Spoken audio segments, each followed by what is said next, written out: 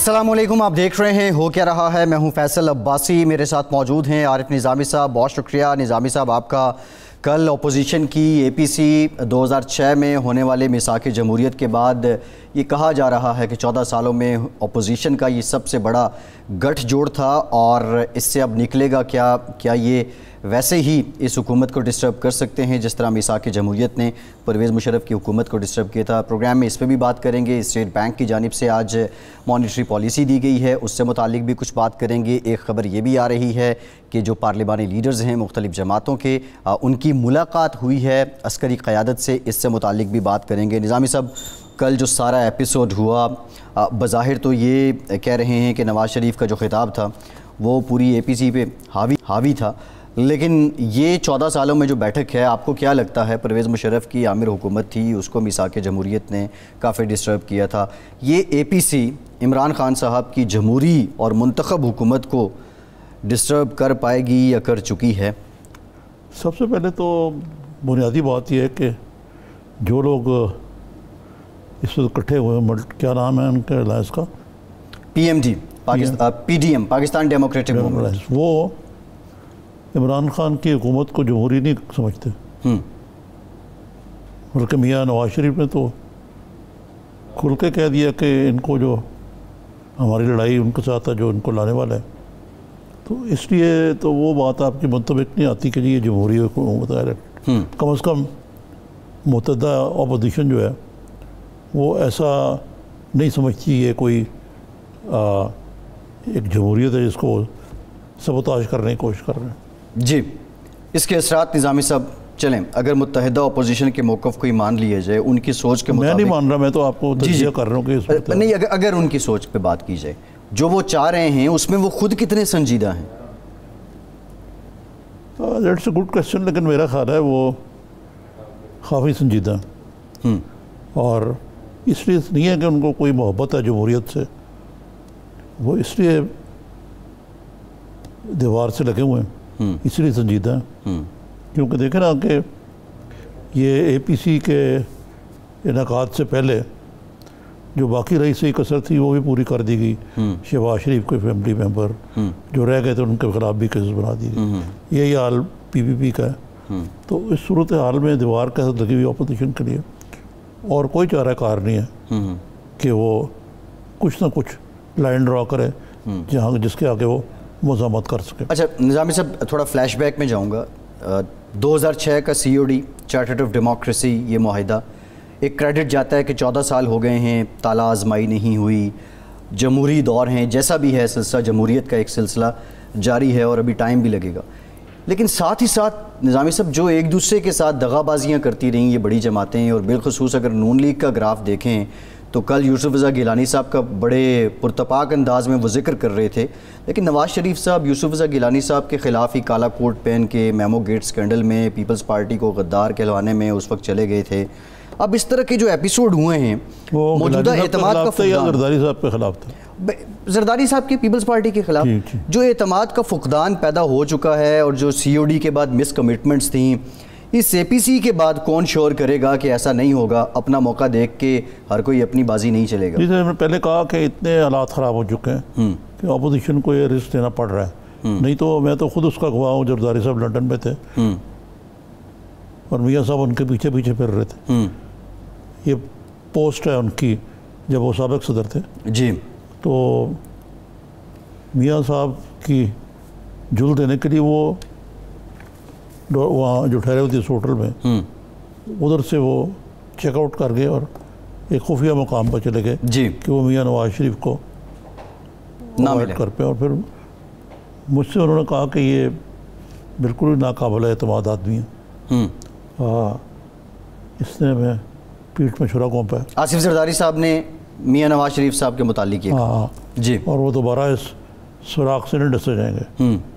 और उन्होंने काफ़ी देर तक, जब मियाँ नवाज शरीफ की हार्ट कंडीशन भी थी वो लंदन में, वो उनसे खबरगिरी करने नहीं गए, बल्कि मेरी अपना अंदाज़ा तो ये करता है कि तू बधू उसके बाद आज तक मुलाकात नहीं हुई। जी, अच्छा, मियाँ साहब ने कल बड़ी उसूल पसंदी की बातें की, जमहूरी सोच की बात की, उनके अगर सब्सटेंस पे बात करें तकरीर के तो निज़ामी साहब बड़ा लंबा हो जाएगा, लेकिन ये जो एक दूसरे के साथ वादा खिलाफ़ी करने का सिलसिला ये एक नहीं है। फिर आपने ये भी देखा होगा कि जब 2014 में नवाज़ शरीफ साहब की गवर्नमेंट को पीपल्स पार्टी ने रेस्क्यू किया एक तरह से, जरदारी साहब मिलने के ख़्वाह थे, ईंट वाला जब बयान भी उनका आया, उसके बाद नवाज़ शरीफ साहब भी निकल गए।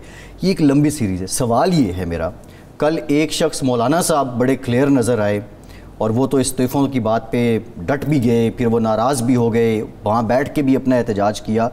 उसके अलावा बाकी ये जो दो बड़ी जमातें, पीपल्स पार्टी, नून लीग, इनके अपने स्टेक हैं। शरीफ फैमिली को बचाना नून लीग का भी एक स्टेक है। पीपल्स पार्टी की सिंध में गवर्नमेंट है। एतमाद कितना पायदार है इस APC में, और जो तय हुआ है लाइन ऑफ एक्शन या एलामिया जो सामने आया 26 नुकाती, उस पर अमल दरामद मुमकिन है? एतमाद इस पे है? नहीं, अगर मैं आपसे और तरीके से ये सवाल आपसे करूं कि अगर इमरान खान इस रेकनिंग से निकल जाए और जो मौजूदा डिसीजन मेकर्स हैं इस्टेब्लिशमेंट और वो प्लेट पे मियाँ नवाज शरीफ को वज़ारत उज़्मा ऑफ़र करें और minus Zardari and minus PPP, तो क्या मियाँ नवाज शरीफ इनकार कर देंगे? PDM गई हवा में। तो इसलिए फिर जो आप बात कर रहे हैं ना, ये असूल वसूल तो ऐसे ही होते हैं, सब एक दूसरे को इस्तेमाल करने की कोशिश करते हैं। ये जो वज़ीर-ए-आज़म के इस्तीफ़े का मुतालबा किया गया है, ये री इलेक्शन की बात की गई है। आपके यहाँ इलेक्शन रिफॉर्म्स तो नहीं हुई हैं, पिछले 6-7 सालों से वही तरीक़ाकार चल रहा है। अब इस पर क्या ये टाइम बाइंग है कि पहले इलेक्शन रिफॉर्म्स करें, उसके बाद वज़ीर-ए-आज़म इस्तीफ़ा दें, या उसके बाद वोट ऑफ नो कॉन्फिडेंस आए? मतलब इस उठक बैठक का कोई नतीजा निकलेगा? लंबे चौड़े कोई इलेक्शन रिफॉर्म नहीं है। सीधी बात है कि वोट को इज्जत दो वाली जो बात है, अगरचे ये मजाक बन गई है, क्लीशे बन गया, लेकिन बात तो यही रहा, अगर आप फेयर फ्री इलेक्शन कराते हैं तो और क्या रिफॉर्म आप करेंगे? इसको तो यकीनी बनाने के लिए जो रिफॉर्म करने चाहिए वो ज़रूर करें, लेकिन जब नियत ही ना हो फेयर फ्री इलेक्शंस की, जी, जैसा कि हमने पिछले इलेक्शन में देखा, जी, ना वो फेयर थे ना वो फ्री थे, इसीलिए अभी तक सिलेक्टेड का नारा लगता रहता है इमरान खान से खिलाफ। और हमें खुद पता है कि फिर देखे ना, जो कई तरीके होते हैं रेगत के, जी, जिस अंदाज से पॉलिटिकल इंजीनियरिंग की गई, बहुत से तरीके पॉलिटिकल इंजीनियरिंग है। 2013 में दहशतगर्दी पीपल्स पार्टी को साइडलाइन किया गया, कैंडिडेट्स को शामिल कराया जाए खलाइक मखलूक के जरिए, जो आपको पता क्या हुआ, शामिल कराने में बाज़ लोग जिनका कलीदी रोल था वो इमरान खान की हुकूमत में नहीं है। निज़ामी साहब, वो अब वो क्या है कि अगर शरीके जुर्म ना होते तो मुखबरी करते। ये नवाज़ शरीफ साहब कल बड़े उसूल पसंदी की बात कर रहे थे, बड़ी जमहूरियत की बात कर रहे थे, और बहुत ज़्यादा इनकलाबी, नज़रियाती और जमहूर की आवाज़ बने हुए थे। लेकिन ये जब जितने हम माजी के सफ़े पे हैं, और ये जो बड़े बड़े जुर्म हैं, धांधली के हों या कोई और हों, उसमें तो नवाज़ शरीफ साहब शरीक नज़र आते हैं। तो उनकी बातें किस हद तक तसल्ली में? ये मैं आपसे तवक्कुह नहीं करता। मियाँ नवाज शरीफ जो है बाज़ बातों में कंसिस्टेंट रहे हैं। उनमें से एक ही है कि साफ शफाफ इलेक्शन होने चाहिए।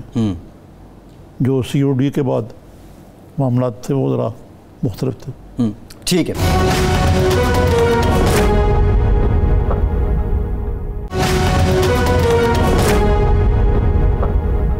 शहरी रहमान साहिबा ने हमें ज्वाइन कर लिया है, पाकिस्तान पीपल्स पार्टी की सीनियर रहनुमा हैं। शहरी साहिबा, बहुत शुक्रिया आपके वक्त का। निज़ामी साहब, इस पे तो हम डिस्कस करेंगे ये, लेकिन ये जो खबर पार्लिमानी लीडर्स से अस्करी क़यादत से मुताल्लिक है, इस पे शहरी साहिबा से बात करते हैं।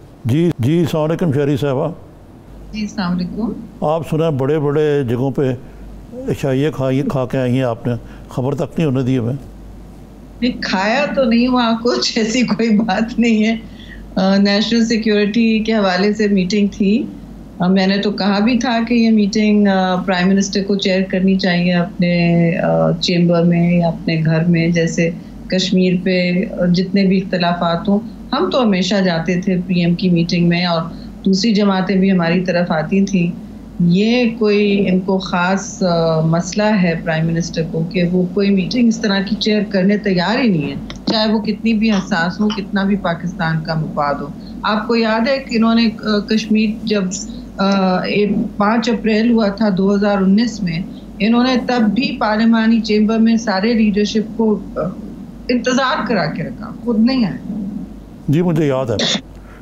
तो नहीं, ये जो मीटिंग हुई है इसमें प्राइम मिनिस्टर साहब शरीक थे नहीं किसी मरने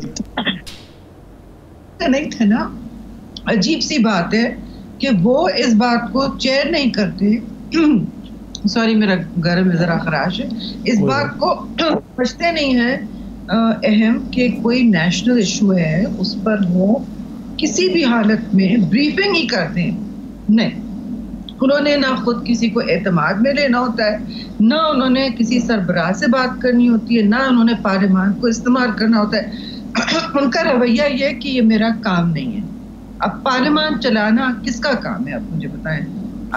पार्लियामेंट अब कश्मीर का मैं आपको दूं, जब कश्मीर की मीटिंग होनी थी, जब 2019 में 5 अक्टूबर, बड़ा मसला है ये, तो आपने नहीं मीटिंग की। हमें बुलाया गया प्राइम मिनिस्टर के ऑफिस से पार्लियामेंट के एक चेंबर में, ठीक है, सारी क़यादत मौजूद, पार्लियामानी एक पार्लियामानी लीडर, उसके अलावा जरदारी साहब, शहबाज शरीफ साहब, सारे अब हम मौजूद बैठे हैं। 1 घंटा हो गया, नहीं वो नहीं आए। उसके बाद और वो सुना बैठे हुए थे दूसरे चेंबर में, 2 कमरा छोड़ के उसी बिल्डिंग में, नहीं, ही डिड नॉट कम। इससे बड़ा नेशनल सिक्योरिटी क्राइसिस क्या हो सकती है। फिर थोड़ी देर बाद आर्मी चीफ को साइड में बैठ के ब्रीफिंग करनी पड़ी और थोड़े से सवाल जवाब ऑपरेशनल उन्होंने लिए। अब ये गिलगित बल्तिस्तान की भी मीटिंग उन्होंने कहा कि देखिए हिंदुस्तान का दबाव, हमें ये डिस्कस स्टेटस वगैरह, पॉलिटिकल पार्टी से डिस्कशन होना है कि किसी के मंशूर में है, किसी के में नहीं है। आप लोग का क्या, ये बताइए कि ये तो हो गई बात, लेकिन ये जो मीटिंग हुई है ये इतनी खुफिया क्यों रखी, कब हुई थी ये मीटिंग? ये कोई 4-5 दिन, 1 हफ्ता हुआ होगा। खुफिया तो मेरी नजर तो, अच्छा हमने तो रखी। ये आप कोई अंडर ओथ थे कि ये मीटिंग का आपने बाहर जिक्र नहीं करना? मैं तो बिजी थी, मैं तो टीवी पे कम जाती हूँ। मैं तो आज आई हूँ कि आपने एपीसी के हवाले से 2-3 प्रोग्राम्स हमने करने थे, मैंने कर ली। मैंने तो किसी से पूछा, बताया, इसमें क्या खुफिया बात है जी।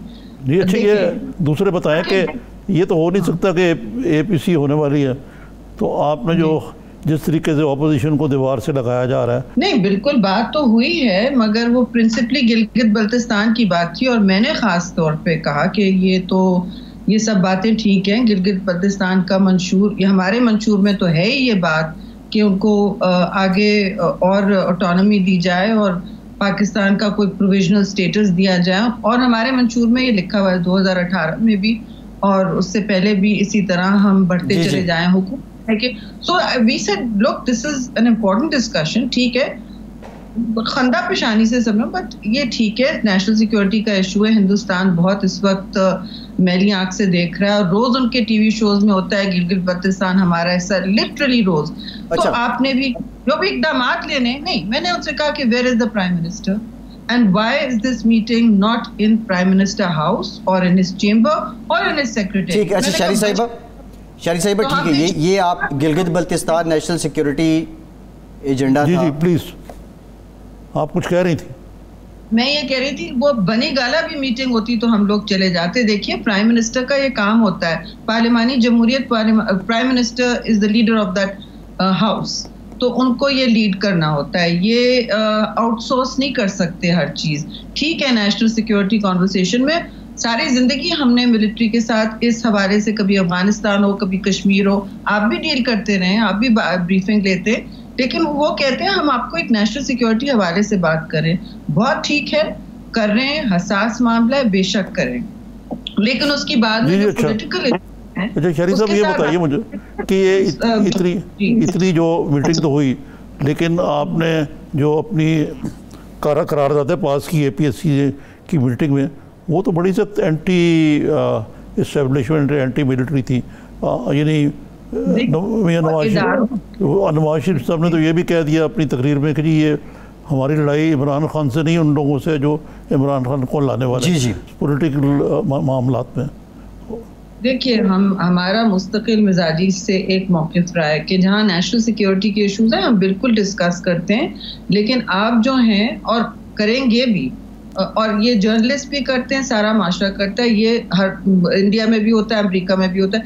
लेकिन जहाँ पॉलिटिकल इश्यूज़ हैं, जमहूरियत का मामला है, भाई एक ये प्राइम मिनिस्टर को मैनेज करना चाहिए। ये उनको अपनी थोड़ी एक तरफ रख के कि मैं किसी से बात नहीं करूंगा, मैं प्राइम मिनिस्टर हूँ, मैं किसी से नीचे अपनी नाक के नीचे देखने तैयार नहीं हूँ, और आप दूसरों को गाली गलौज करके फिर कहते हैं कि कोई और ये ब्रीफिंग करे। फॉरेन मिनिस्टर ने करने की कोशिश की तो हमने सबने कहा, मैंने तो कहा, आई सेड लिटरली कि ये प्राइम मिनिस्टर का काम है। और जमहूरियत पर डिस्कशंस और मंशूर पर डिस्कशंस और आगे किस तरह कंसेंसस बिल्ड करना है, मैनेज करना है, वो अलग बात है। ये सियासी अच्छा शहरी साहिबा, ये हम जानना चाह रहे हैं, ये जो मीटिंग हुई है इसमें हमारे पास जो इत्तलात हैं, अपोजिशन लीडर शहबाज शरीफ, बिलावल भुट्टो जरदारी, आप, शेख रशीद साहब शरीक थे, आप दीगर जो वज़ीर-ए-आज़म साहब की नुमाइंदगी और किसने की, हुकूमती जो टीम है, जो वज़रा हैं, उनमें से और कौन शामिल था? नहीं, मैंने तो शाह महमूद को ही देखा, और स्पीकर साहब मौजूद थे, चेयरमैन सेनेट मौजूद थे, मैंने शाह महमूद को देखा, और शेख रशीद एक तरफ बैठे हुए थे, उन्होंने तो कुछ कहा नहीं, लेकिन और गंडापुर जो कश्मीर और गिलगित बल्तिस्तान के हवाले से वजीर भी हैं मुतल्लिका, तो फॉरेन मिनिस्टर और वो बैठे थे। गंडापुर साहब ने कुछ कहा भी कि हम अभी करना चाहते हैं, जल्दी है, उजलत है। तो हमने कहा देखिए, हमारा मौक़िफ़ है कि हमने ऑलरेडी बात की हुई है। ये गिलगित के हवाले से पीपल्स पार्टी का तो बहुत ही वाज़ेह मौक़िफ़ है कि उनके कॉन्स्टिट्यूशनल हुकूक और उनके दायरे ऑटोनॉमी और उनके जो एज अ वो प्रोविजनल स्टेटस मांग रहे हैं, तो उनको वो देना चाहिए। और ये तो हम 1974 से हम करते हुए आ रहे हैं, और हमारी जब भी हुकूमत आती है हम उनको एक्सटेंड करते हैं उनके हुकूक, without damaging the whole AJK, compromising the whole AJK situation. ठीक है शहरी साहब, एक ब्रेक लेते हैं, ब्रेक के बाद यहीं से गुफ्तगू का सिलसिला जोड़ेंगे, साथ रहिए।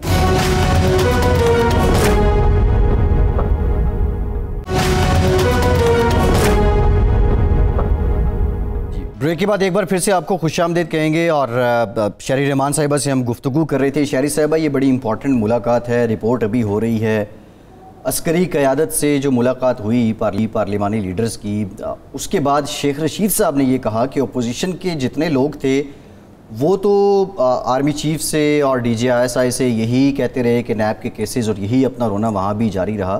जो आपकी गुफ्तगू हुई वहाँ पे इस मीटिंग में, वो एग्जैक्टली क्या थी, और नैब का जिक्र कैसे हुआ? नहीं, मेरी नज़र में तो कोई नैब की बात नहीं हुई। ज़्यादातर हमारी क़यादत ने तो चेयरमैन बिलावल और मैंने सिर्फ गिलगित बल्तिस्तान की बात की। वहाँ जाके नैब की क्या बात होगी जी? आई डोंट अंडरस्टैंड, ये कहाँ से इशू भी सामने आएगा। और हम तो बल्कि मैनिफेस्टोज और गिलगित बल्तिस्तान और वहाँ के इलेक्शन की बात कर रहे थे। हाँ, ये ज़रूर कहा कि साफ और शफाफ इलेक्शन, इस वक्त जो है इलेक्शन का माहौल है, 16 नवंबर डेट है वहाँ इलेक्शन की। अब भी बल्कि गिलगित बल्तिस्तान की हमारी क़यादत, सदर जो हैं, हमारे सूबाई सदर गिलगित बल्तिस्तान के, सूबा तो खैर नहीं है अभी, लेकिन GB के हमारे जो पार्टी सदर हैं वो अब भी उठ के गए हैं। यही डिस्कशन चल रहा था हमारा। नैब की तो कोई बात नहीं हुई, ना वो माहौल था, ना कोई वो सिचुएशन थी कि नैब की बात हो। अच्छा जी, शेख साहब से मैंने तो सुना कि इन्होंने ख़ास को बात ही नहीं की वहाँ, और अब उन्होंने कहा कि ये नैब की बात हुई है तो छोड़ें, ये तो चलता ही रहेगा। लेकिन let's come back to the. मैं इस स्कूल ऑफ थॉट से नहीं हूँ, ना मेरी ये ट्रेनिंग है कि मैं किसी मीटिंग से उठ के, हम जो ऐसी होती है हम कभी बाहर जाके ना किसी को कोट करते हैं। मैं सिर्फ अपनी बात कर सकती हूँ और अपनी पार्टी की बात कर सकती हूँ। जहाँ ये कोई हमने कतर नैब की नहीं बात की, चेयरमैन बिलावल ने गिलगित की बात की, उस हमारे जो मंशूर में है किस तरह हम उसको आगे प्रोटेक्ट कर सकते हैं, ये सारी बातें हुई। मैंने सिर्फ पूछा कि GB is a very important issue, लेकिन ये बात प्राइम मिनिस्टर को, जिस तरह कश्मीर के इशू में उन्होंने नई चेयर की थी मीटिंग, इस तरह वो क्यों नहीं कर रहे, और मैंने ये सवाल किया था। तो हट के हमारी एजेंडा से कोई मेरी और चेयरमैन बिलावल की कोई बात नहीं है। अच्छा, ये तो ठीक है, आपकी जो कोई बात नहीं। असल नहीं कहना चाहती, this is not my style of. नहीं, मैं असल में हमसे बात करने का मकसद तो ये था कि बड़े टॉल आपने और के अपने जो गोल पोस्ट हैं इस कल की मीटिंग में मसलन ये है कि प्राइम मिनिस्टर इस्तीफा दें, अवामी राब्ता मुहिम होगी, हमारी लॉन्ग मार्च होगा वगैरह वगैरह, आज़ादी सहाफ़त की भी बेचारी की थोड़ी सी बात हो गई। तो ये सारी चीज़ें जो हैं ये हाउ आर दे डूएबल? देखिए 26 नुकात हैं, आपने भी देखा होगा, आपकी नज़र से गुजरा होगा। देखिए डूएबल इसमें से जितना भी हो वो हम समझते हैं कि इसमें एक अज़ाइम की लिस्ट है और इसमें अगर हम नहीं रखते हैं ये डिमांड्स और हम ये कहते हैं कि ये हमारे इसमें मिनिमम जो कॉमन एजेंडा है उसमें कुछ हमारी सिफारिशात थी, कुछ किसी और की थी, कुछ बलूचिस्तान की पार्टी, आपने देखा होगा खासा कॉम्प्रहेंसिव है क्योंकि ये इनामिया घंटों बनता रहा, उसमें सब अपनी अपनी आके डालते रहे, कोई निकालता रहा, बहस और मुबाहिसा चलता रहा। इस तरह की अलायंस में होता है, ARD में भी इसी तरह काम होता था। मैं तो खैर उसके लास्ट 4 साल में ही थी, लेकिन ये मैंने मोहतरमा और की शहीद की क़यादत में भी देखा था और ये इसी तरह काम होता था। हम लोग डेवलप करते थे एक कंसेंसस एजेंडा, उसमें बहुत सारी ऐसी अकोमोडेशंस होती हैं, उसमें एक्सट्रीम आवाज़ें भी होती हैं, मुतदिल भी होती हैं, एक लेफ़्ट की होती हैं, राइट रिलीजियस पार्टीज़ थी, लेफ़्ट की पार्टीज़ होती हैं, हर किस्म का वहाँ सियासी झंडा और नज़रिया मौजूद होता है जी। और ये एक पुराना तरीका है, कोई इसमें पहिया नहीं हम इतना आज़ाद कर रहे, लेकिन मैं ये ज़रूर कहूँगी कि ज़ाहिर है हम प्रेस की आज़ादी की तो बात करेंगे, अब ना होती उसमें बात तो आप पूछते कि भाई हम हमारी बात भी नहीं की आप लोगों ने। सही है, तरह का आपने मुख्तलिफ इंटरेस्ट को और एस्पिरेशन जो हैं उनको अपनी लाना होता है उसमें अपने एलामिया में, और वो लेके आए हैं। लेकिन मेरा सवाल ये था कि ये प्रायोरिटी किस चीज़ को है इसमें, कि इमरान खान से छुटकारा असल हो या इस चीज़ को है कि इंस्टीट्यूशन बिल्डिंग हो, क्या चीज़ है जो ज़्यादा इम्पोर्टेंट है? इंस्टीट्यूशंस को मेरी नज़र में कम अज़ कम, और बहुत सारे वहाँ दोस्तों की नज़र में ये भी बात है कि पीपल्स पार्टी की नज़र में ये है कि देखें जो 2 साल गुजरे, हम तो चाहते हैं कि आइनी ढांचे में काम हो और एक पार्लिमानी जमहूरियत को हम बहुत अहम समझते हैं। ये कोई आसान चीज़ नहीं है, ये बड़ी मुश्किलों और काविशों से मिलती है और इसकी बड़ी कुर्बानियाँ हमने दी हैं, तो फिर हम इसको इतनी आसानी से नज़रअंदाज नहीं करते। हम समझते हैं इलेक्शन फ्री और फेयर नहीं भी है, तो हम हमेशा मसलहतन कहते हैं कि नहीं, देखिए इन कैविएट्स के साथ हम ये एक्सेप्ट करते हैं, लेकिन हमारा काम इन पार्लियामान में यही होना चाहिए कि हम आगे जाके इस इंस्टीट्यूशन को, जमहूरियत को स्ट्रेंथन करें, इसमें इसको हमारी भी इसमें खुद एहतसाबी के रास्ते निकलें और हम इसको इस्तेमाल करें। लेकिन जो ये 2 साल गुजरे हैं, हमने जितनी भी चांसेस दिए हैं, आप हमें जो भी कह लें, आप हमें नून लीग के साथ भी कहते थे फ्रेंडली ऑपोजिशन, देखिए ये काम होता है ऑपोजिशन का, आप पनपने दें पार्लियामेंट्री जमहूरियत को। मतलब पहले 6 महीने तो हमने कुछ कहा ही नहीं, हमने कहा कि भाई ये अपने इक़्तिदार इनको पहली दफ़ा मिला है, शायद ये नशा उतरे और ये नीचे आएंगे, लेकिन ये नहीं नीचे आ सक रहे। इनकी तो गर्दन में सरिया भरता जा रहा है, गाली गलोच का एक अजीब व गरीब इन्होंने माहौल बना दिया है। पार्लियामान को जब इन्होंने जितना गैर फाल किया है उतना मैंने कभी नहीं देखा। मैंने तो जी मुशर्रफ की असेंबली में भी थी मौजूद, इस तरह पार्लियामान नहीं चल रहा था। जिस दिन जॉइंट सेशन में इन्होंने बुलडोज किया है, हमने इतना काम किया कि अमेंडमेंट्स बेहतर हों, और शुरू दिन से फैसल साहब शुरू दिन से हमने ये काम किया था। FATF के पहले 2 बिल में तो ना किसी सियासतदान की बात थी, ना ये तो हमारे इदारे उसमें डायरेक्ट अटैक हो रहे थे। इन्होंने तो कोई होमवर्क नहीं किया हुआ था, जो इनके कंसल्टेंट्स ने कट एंड पेस्ट करके दे दिया, इन्होंने यूज करना शुरू किया। मैंने कहा भाई apply your mind, protect your, मतलब स्टेट बैंक उस पर हमला उस पर हो रहा था उस पर, और आपकी एजेंसीज एक्सपोज हो रही थी, इकोनॉमिक टेररिज्म, अजीब अजीब बातें। देखिए इस तरह की बातों में आप अपने हर चीज नहीं एक्सेप्ट कर लेते जो बाहर से आती है, आपको अपना मुल्क का मुकदमा लड़ना होता है। हम सिर्फ ये कर रहे थे, और जाहिर है हम हर तबके का ख्याल रखेंगे, जैसे एलामिया में रखेगा, जुडिशरी का करेंगे, प्रेस का करेंगे, सिविल सोसाइटी का करेंगे, किसान का करेंगे, मजदूर का करेंगे, औरतों का तहफ़्फ़ुज़ करेंगे, हम तो करेंगे। पीपल्स पार्टी तो लिखेगी। अब जी जी जी जी जी जी ये क्रेडिट जाता है जरूर ऑपोजिशन जमातों को कि अगर इस मीटिंग पार्लियामान तौकीर कर रहे हैं सुबह शाम सरेआम, तो क्या? अच्छा शहरी साहिबा, जरा निजामी साहब का पॉइंट ऑफ व्यू। जी, मैं आपसे ये कह रहा था कि अगर तो इस मीटिंग का मकसद ये था कि जो अगले चंद दिनों में होने वाली जो APC है उसको थोड़ा सा वाटर डाउन किया जाए, वो तो पूरा नहीं हुआ। मेरा नहीं ख्याल कि ऑपोजिशन के किसी भी रहनुमा ने जो बात कहने वाली थी वो बिला कमो कास्ट नहीं कही। तो ये तो कुछ थोड़ी सी रेजिलियंस और मैच्योरिटी नजर आई है मुझे कल। निजामी साहब, इसमें 2 पॉइंट है। एक तो प्राइम मिनिस्टर ने कोई सनद तो मिली जी। शहरी साहिबा, मिसाक जमहूरियत के बाद ये एक बड़ी स्ट्रॉन्ग डिमॉन्स्ट्रेशन देखने को मिली अपोजिशन की। वो 2-3 तजाद भी हैं, फ़र्क भी है। उस वक्त एक आमिर के ख़िलाफ़ वो था डॉक्यूमेंट, आपकी सारी उठक बैठक। अब एक जमहूरी वज़ीर आज़म हैं, उनके ख़िलाफ़ है। लेकिन इस दौरान जो आपकी और नून लीग की खींचातानी चलती रही और नून लीग बहुत से मामलात में आपको चकमा देने में कामयाब भी रही, इसमें भी कोई सालिस है कि एक बार बाहमी धोखाधही नहीं होगी, मौका परस्ती नहीं होगी? इसकी भी कोई यकीन दहानी हुई है आपस में? और है हुई है तो कौन है जामिन, कौन है सालिस? ये हम कोई सालिस नहीं है, हम आपस में बात कर सकते हैं। हम पार्टीज़ हैं, पॉलिटिकल पार्टीज़ माजी में भी काम कर सके, वही लैपटॉप्स हैं, वही लोग हैं। कुछ अब नई नस्ल भी आ गई है, बड़ी अच्छी इजाफे हैं हमारी पार्टीज़ में। मैं एहसन इकबाल से डिस्कस कर रही थी कि हमारे ही लैपटॉप्स पे होता था। मैंने कहा वही घर है, आप लोग आएंगे, आते जाते हैं, हम एक दूसरे के घरों में काम करते रहे हैं। बहुत सारी पार्लियामानी मीटिंग्स बिकॉज लंबी होती हैं तो हम घर पे चलें, इसका गैर रस्मी काम तो कर लेते हैं, रात को 2-2 बजे तक बैठते हैं। ये कोई अपनी ज़ात के लिए नहीं होता। तो ये हमारे एटलीस्ट ये एक हमारे पास फ्रेमवर्क और एक ये तजुर्बा भी है और एक माजी का एक रहनुमाई जिसे कहते हैं फ्रेमवर्क है। अब आप मुझसे कहें कि ये जमहूरी इलेक्टेड प्राइम, ये कहाँ से जमहूरियत प्राइम मिनिस्टर है? ये तो अब तय हो गया कि ना इनको जमहूरियत से कोई लगाव है, ना ये किसी की नुमाइंदगी करना चाहते हैं सिवाय अपनी ज़ात के, और इनको सिवाय लोगों को दीवार से लगाना, गाली गलोच का, अपने स्पोक्समैन को रोज ये तंबी देते हैं कि आप जाके बस सिर्फ मीटिंग बयानिया की हो। They are only interested in बयानिया, अपनी जमात को रखते हैं बजाय गवर्नेंस के।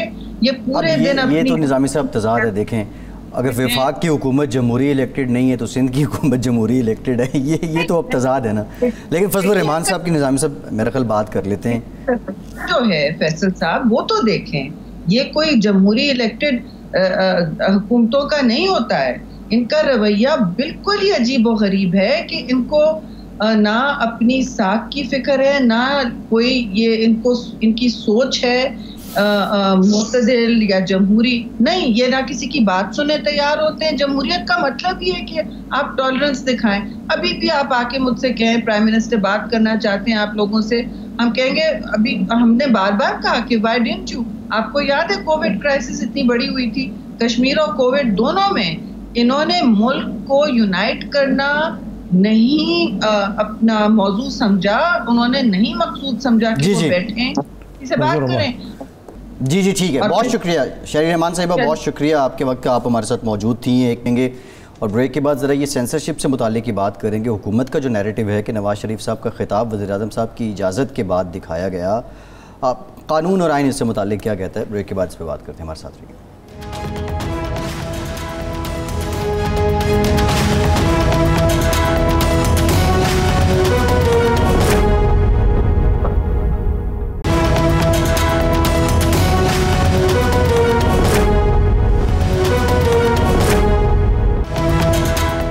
ब्रेक के बाद एक बार फिर से आपको खुशामदीद कहेंगे।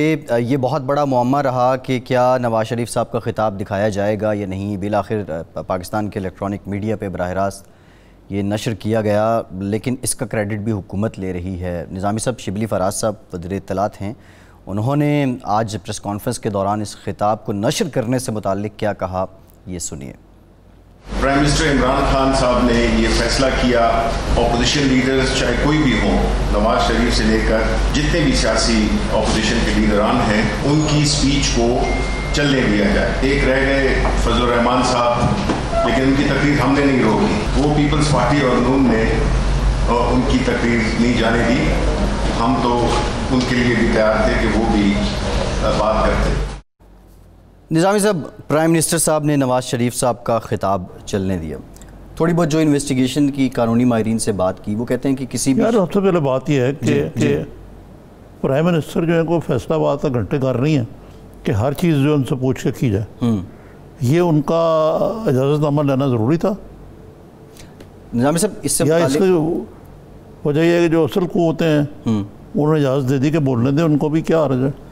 अच्छा, इस पे जो कानूनी पहलू है, बहुत ज़्यादा ये डिबेट हो रही थी। पहली बात तो ये है कि जो मीडिया है वो चौथा स्तून उसको कहते हैं, लेकिन वो फ्री होता है, इंडिपेंडेंट मीडिया होता है डेमोक्रेटिक कंट्रीज़ में। कानूनी पहलू ये है कि अदालत अगर किसी मुजरिम या किसी शख्स पे पाबंदी लगा दे तो हुकूमत का काम है कि उस पर अमल दरामद करवाए और उसका पब्लिक इंटरेक्शन या मीडिया से खिताब रोका जाए। ये with subject to the order of court है।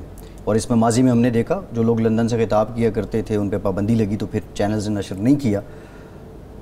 सवाल मेरा बुनियादी तौर पे ये है कि क्या मीडिया या जो हमारा रेगुलेटर है, चीफ़ एग्जेक्टिव जो है, वो रेगुलेटर उसके अंडर आते हैं? रेगुलेटर का मतलब ये होता है कि वो चीफ़ एग्जेक्टिव के मातहत हो जाए या प्राइम मिनिस्टर या CM के मातहत हो जाए?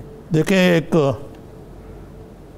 क्या कहते हैं उसको, एक रवा जमहूरियत में जी, जहाँ जमहूरी इदारे जो हैं आज़ादी से काम करते हो, पैमरा किसी हुकूमत के नीचे नहीं आता। यहाँ भी यही मकसद था कि एक ये ऑटोनमस इंडिपेंडेंट बॉडी होगी। ये आइन के रूह के मुनाफी नहीं है? यार यहाँ आइन के रूह के मुनाफिक और कौन से बात काम हो रहे हैं, ये बताएं मुझे।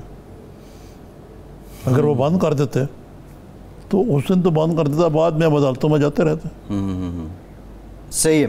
खैर निज़ामी साहब बड़े हैं इस पे सिलसिले, बड़े इंटरेस्टिंग है इस APC पे जो रिएक्शंस दीगर वज़ीरों के भी आते रहे। लेकिन मेरा ख्याल ये है जी कि अब जो खबर आई है, आर्मी चीफ से भी मुलाकात हुई है, ठीक है ना, सब रहनुमाओं की, और वहाँ शायद इसका भी जिक्र आया होगा जरूर, सेंसरशिप का। उस वाले से ये क्लियरेंस उसी लेवल पे हुई है मेरे अपनी राय में। अब आप ये कह रहे हैं। अच्छा निज़ामी साहब, जो चौधरी खबर नहीं है तो मेरा अंदाज़ा जी जी चौधरी शुजात साहब ने जो बयान दिया है, ये तो पिछले 6 महीने 8-9 महीने से जो हम नून लीग हजूर वाला मैं आपको की बातें कर रहे थे, मैं अंदरूनी सारी कहानी से वाकिफ हूँ जी। ये तलखी कल तक देखिए, कल तक लिटरली कल तक 3-4 दिन हुए होंगे मैं उनसे मुलाकात भी हुई थी जी। चौधरी शुजात से नहीं, परवेज़ इलाही साहब से, ब्रदर खुर्द जो है जी जी, ब्रदर अव्वल है जी जी। वो बिटरनेस जो है ना अगेंस्ट द गवर्नमेंट, वो उमड़ कर बाहर आ रही थी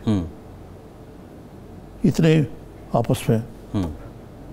लेकिन ये जो केसेस वापस हुए जी, नैब का जो दफ्तर दाखिला दफ्तर कर दिए गए, उसके बाद माहौल सारा बदल गया। और जहाँ तक आर्मी का तल्लक है, आर्मी के बारे में तो ये मतलब चौधरी शुजात भी और परवेज़ इलाही भी बरमला कहते हैं कि हम इस इंस्टीट्यूशन के मुखालिफ नहीं हैं और इस इंस्टीट्यूशन को ही दुआ दें इमरान खान। इसी की वजह से चौधरी बरादरान जो है खान साहब का साथ दे रहे हैं। मेरा सवाल ये है, देखें अब वही, अब बात तो ये ना कि अब मैं तो 2 दिन से इसी पे अटका हूँ कि जो पुरानी रंजिशें हैं वो निकल आती हैं। चौधरी शुजात साहब ने ये भी कहा कि 1990 में दिन 12 बजे नवाज़ शरीफ साहब ने इलेक्शन के नतीजे का ऐलान खुद ही कर दिया था। सवाल ये है कि जो हम बात कर रहे थे बिलखुसूस पंजाब की सियासत को लेके, जो माहौल बन रहा था निज़ामी साहब कि कुर्बतें हो रही हैं नून लीग में और काफ लीग में, पाकिस्तान मुस्लिम लीग में चौधरी साहब की जो जमात है, लेकिन लगता है कि अब उनकी नफ़ी हो गई है वो गुर्बतें, अब शायद अबूरी तौर पे उनकी बाद में फिर वही मामला हो जाए। ठीक है। अच्छा निज़ाम साहब, मॉनेटरी पॉलिसी का ऐलान कर दिया गया है, शरह सूद को 7% पे बरकरार रखा गया है। हुकूमत के कुछ इनिशिएटिव्स जिनको इंटरनेशनल मॉनिटरिंग एजेंसीज भी अप्रिशिएट कर रही हैं, एक्टिविटी पाकिस्तान में थोड़ी हुई और बिलखुसूस ये जो रियल इस्टेट एमिनिस्ट्री थी। आप नहीं समझते कि कोर इन्फ्लेशन जब 5.60 है तो ये मज़ीद कम होनी चाहिए थी? ये होनी चाहिए थी, और ये बहुत बड़ी गलती है स्टेट बैंक की इसको मुंजमद रखना। इसकी वजह से जो थोड़ी बहुत एक इन्वेस्टमेंट आ रही थी मुख्तलिफ जगह पे, वही असरअंदाज होगी। अगर निज़ामी से भी थोड़ी सी भी कम हो जाती, तकरीबन 1% इसको अगर नीचे ले आते, मतलब 100 बेस पॉइंट सी, तो एक्टिविटी ज़्यादा नहीं हो जानी थी? ये बेरोज़गारी में बहुत ज़्यादा कमी वाक़ई होनी थी। गवर्नर स्टेट बैंक ने कितनी देर के लिए इसको फ्रीज किया?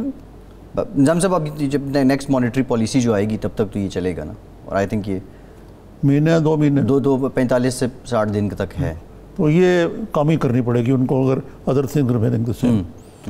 लेकिन इन द मीनवाइल लोगों का नुकसान होगा।